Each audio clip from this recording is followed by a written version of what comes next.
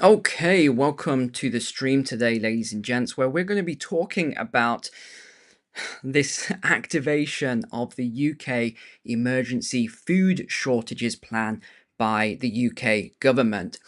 I was going to call this video the hidden truth behind the farm taxes, because that's really what it is. We're going to get into the truth of all of this with these farm taxes today and what this is causing. We'll get into all of the data, all of the analytics, the economics, the finance behind this. I'll show you the facts from the government's own website, which evidences that they are lying about the impact of both food security, food shortages, how many farms will be impacted. It's not the 28% they are saying, it's more like 65%, and what the real plan is. But I want to give you a little snippet for those of you who just love a quick summary at the start. There's really 3 points that I can see going on at the moment. And that is, number one, these farms will, not may, but will be bought by huge food companies.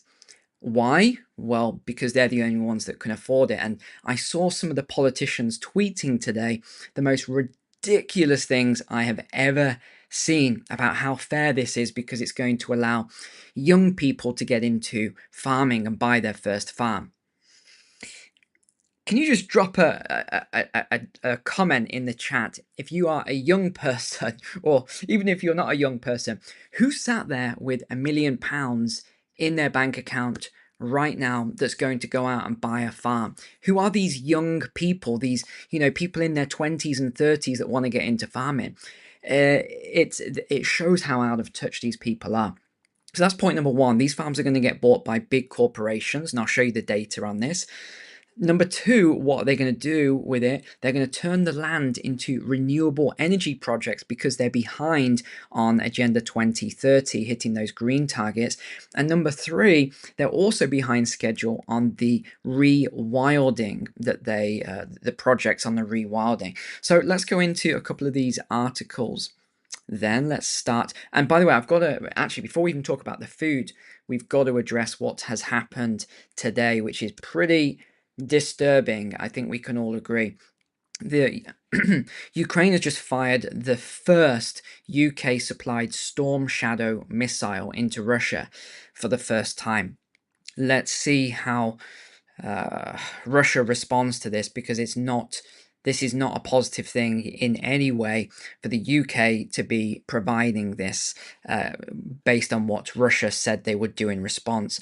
And I wanted to bring up as well, this is again from the UK website, this is the UK support to Ukraine. So bearing in mind they are raising all this money at the moment, the government are, from taxes. Okay, so they need all this money for taxes to fill this black hole, right? So what do they need? They need the farmers' inheritance tax to fill the black hole. They need the pensioners' money, which isn't a lot of money, the winter fuel allowance to stop a lot of the pensioners from dying from being too cold, right? So they need this money. Well, where is this money going to, you may ask? Well, in total, the UK has now committed £12.8 billion for Ukraine. That's how much has been committed so far, 12.8 billion. 7.8 billion was weapons, in effect. And they're going to provide another 3 billion in for 2024-2025. And it then says we will sustain £3 billion a year in military aid until 2030 to 2031, and for as long as it takes. So this was announced on the 10th of July 2024. So all of this, these taxes they're raising, is basically, this is one way you can look at it. I know some people say, oh no, I don't look at it in that way. Well, I simply do. The other thing I thought was interesting, bear in mind we don't have energy security anymore in the UK. The UK has committed over £137 million for energy security and resilience in Ukraine. So again, I'm not knocking this. I'm not knocking the fact that they are doing this to support Ukraine. What I'm amazed by is that we haven't got energy security ourselves in the UK, but we are committed to Ukraine's energy security. Unbelievable, in my opinion. So out of the Independent then, Minister says food shortage plan in place. So they've actually activated this now as farmers threaten strike action over tax. So this is the new Transport Secretary. Has said that they've got all these plans in place already. And I think she said she's got no concerns whatsoever. Where is it? Here it is. She said she's not concerned at all about the prospect of empty shelves. That's that. No, not worried. The government's got a plan in place. And a couple of other things I wanted to share on this then. So they've said that they are preparing for these contingency plans now to address potential food shortages as farmers threaten to strike over a controversial inheritance tax on the family farms. They said, this could be reminiscent, they're saying, of COVID lockdowns. That's what you could see. This is what they are saying, not me. They're saying this is what we could see. But don't worry, we got through COVID and we'll get through this. I mean, it's as if they're just oblivious to the actual facts and what's going on here. They've also said that this is all getting overblown. It's only on farms that are valued at £1 million or more. And they're saying it won't affect as many small farms, it will affect a lot of the bigger farms. That's not true. And the reason why I looked into the data on this, and I'll show you the data in a moment, a lot of these larger farms are in corporations and they're also in trusts and other things. So they're not ever going to be inherited. How can a corporation, I mean, it doesn't make any sense that these politicians keep saying that. Just think about this for a second, that the corporations are going to be the big ones, these mega farms. They're the ones that are going to be paying the taxes. A corporation doesn't pay inheritance tax because they are not a human being. You've got a human and you've got a company. They're completely different. It's even, I own my own company, but I am not my company.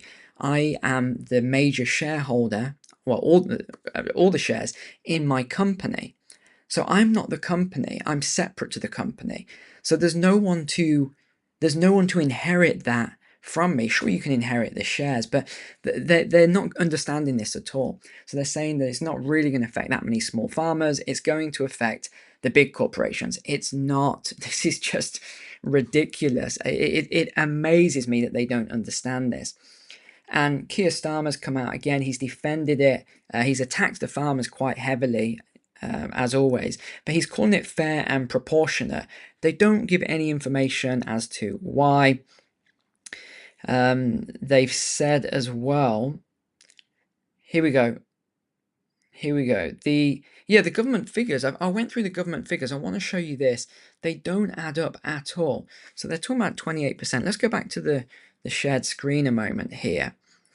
So this was the article that they've put out on this.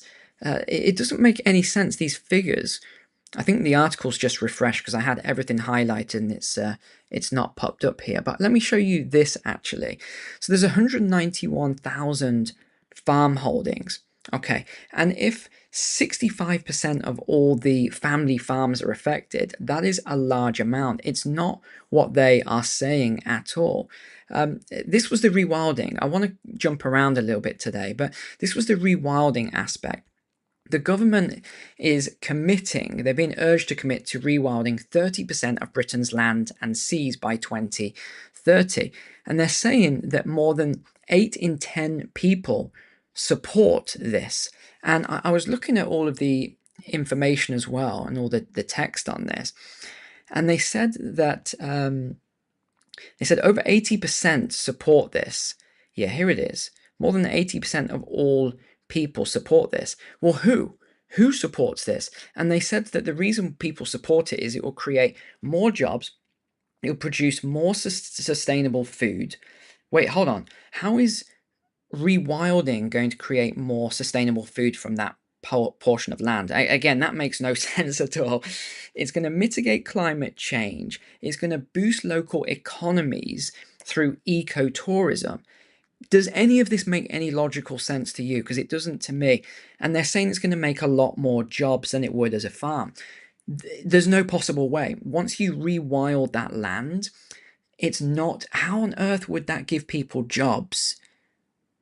It wouldn't. The farmers who are using that land, farming the land, are who are going to provide jobs, or even if they're a small farm.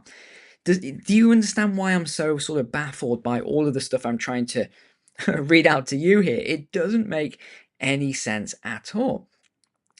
And the CEO of Rewilding Britain says this is going to improve health benefits for all citizens in the UK. Again, is there anything else to that? Is there any evidence to that? No, just a statement. And she calls for a blend of public and private funding and a government-backed 30% target to inspire confidence for more land managers to take these actions. How on earth? Hold on. Here's another thing. As of 2022, the United Kingdom imported approximately 46% of the food it consumed. This means that domestic production accounted for about 54% of the nation's food supply. So they're going to be closing even more of these farms, which is part of the 2030 plan. So they're closing farms, they're taxing farms, they're removing subsidies, they're removing all this stuff. And they said that they're not worried about it because they'll just buy more food from overseas. That is ridiculous. A 2023 study by Leiden University estimated the UK would need approximately 120% of its total land area to produce enough food to feed its entire population. So we don't even have enough food to be self-sufficient as it is, and they want to get rid of more land. They also quote, this again is from the government website, they also said that this is going to help the NHS. It says it's going to save the NHS loads of money by putting these taxes on farmers. Where is the report on this? Why don't they explain this? And here was the other one, UK budget. Inheritance tax reform is going to free up more land for renewable energy projects. So what they want to do, the government wants to buy a lot of these. So they're basically saying to these farmers, don't worry, if you can't afford to pay the inheritance tax, it's fine, because we're going to buy the land from you and we're going to help and put all of these renewable energy projects on the land. So we had this as well from Gareth Phillips. He's a renewable energy expert. He said the reforms could encourage landowners to lease land for renewables or to sell the farmland to offset tax liabilities, potentially increasing land availability for alternative uses. So this is obvious what they're trying to do. This is obvious what the government is doing. Additionally, from April 2025, agricultural property relief will extend to land under environmental agreements. And there's already these massive tax breaks for these mega corporations who own a lot of the farmland as well. The data shows a lot of the farmland already, when a farmer, a local farmer, family farmer sells, it's usually in most cases a company or a trust that buys the farm. Sometimes they will farm it, especially if they're quite efficient in how they do it because they're larger scale. But other times they're leasing the land for renewable energy projects, or they're getting paid to rewild the land. This is not food security. This is not a smart plan. This is just trying to hit goals and targets that don't make any sense. This is not good for the people. And the other thing that made me laugh about this was there was this big report saying that 80% of people support this, or it was like 85% of people support this because it's going to help food. Well, again, where's the evidence behind that? I made the joke before, it's like 80% of turkeys voting for Christmas or for Thanksgiving. They don't understand the economics of supply and demand. When you reduce the food supply, you're going to have to pay more for food. We're already paying really high prices for food, and it's just going to keep going up. Let's have a look. Yeah, a very high output of farms now, accounted for 35%. Okay, so these are the mega farms, 35% of all the land mass. And then you've also got large farms. Hold on, let's go back into the articles a second here. Where was it? Okay, this was it. Yeah, this is what's going to benefit all the large companies. This is out of Farmers Weekly, by the way. Who owns Britain's farmland then? Land is a finite resource, yes, we know, offering relatively stable long-term growth, hedging and wealth preservation opportunities. That's exactly why we love, as individuals, as people, we love land and we love farmland. And it's important that it stays in the hands of family farmers. But there's been a changing picture of ownership over the last 100 years, directing many of those benefits into the hands of a select group of stakeholders. So 60 million acres, who owns what? Have a guess. Have a guess. Land ownership is dominated by the aristocracy, who own or hold almost 1/3 of the area. Is that a surprise? No.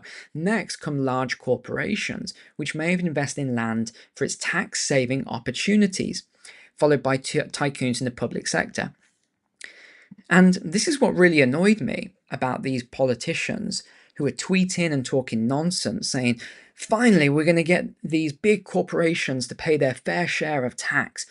No, for the reason I explained at the start, they're not going to pay inheritance tax. It's a corporation. These people, some of them, are buffoons.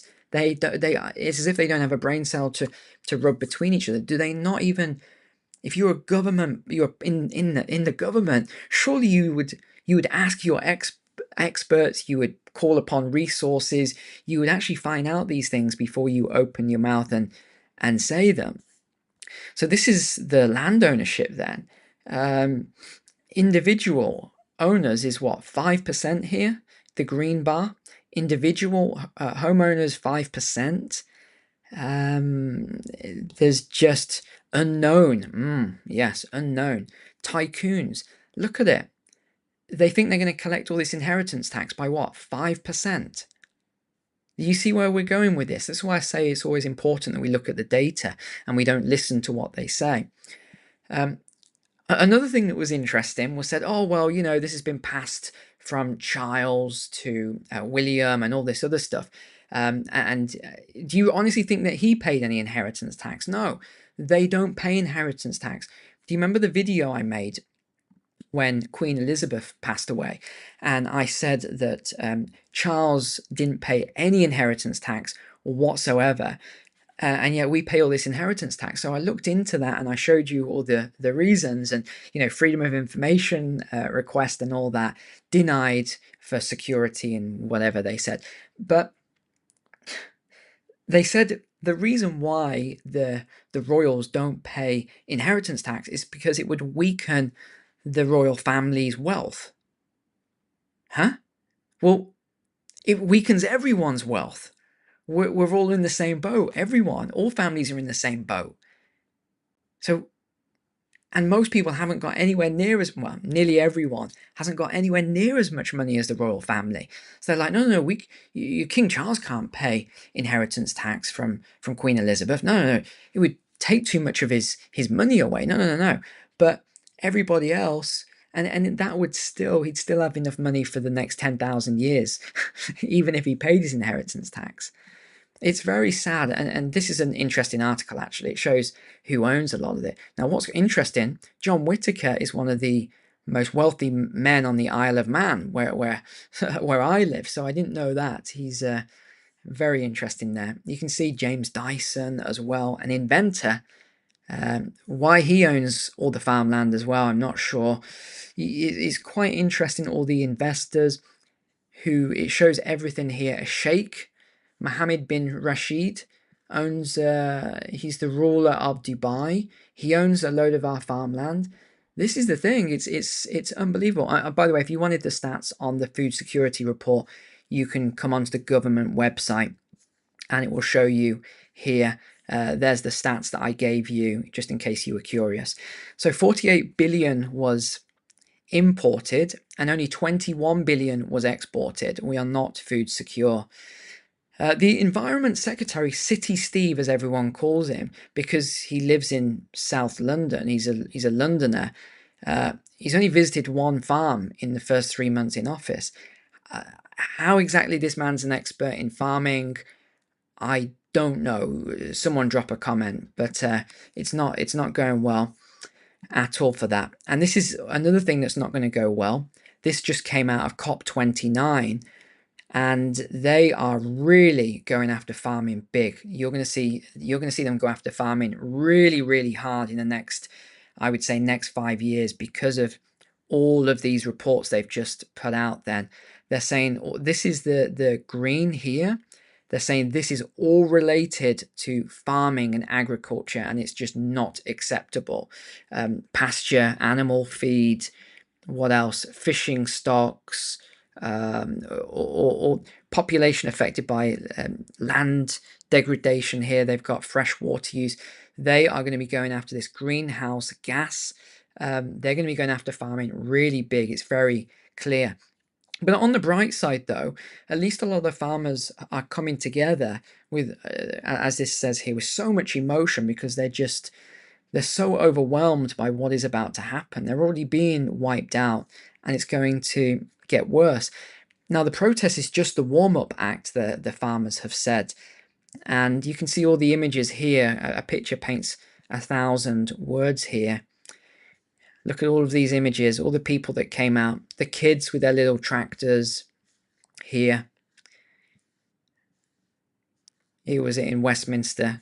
You can see, here's the tractors coming through for the protest. The final straw. Stop killing the people who feed you. It's so true. Look at this. It wasn't a handful of protesters, as the BBC talked about. You can see the image shows you here how many people came out for this. It's incredibly sad indeed as to what's going on here. It really is.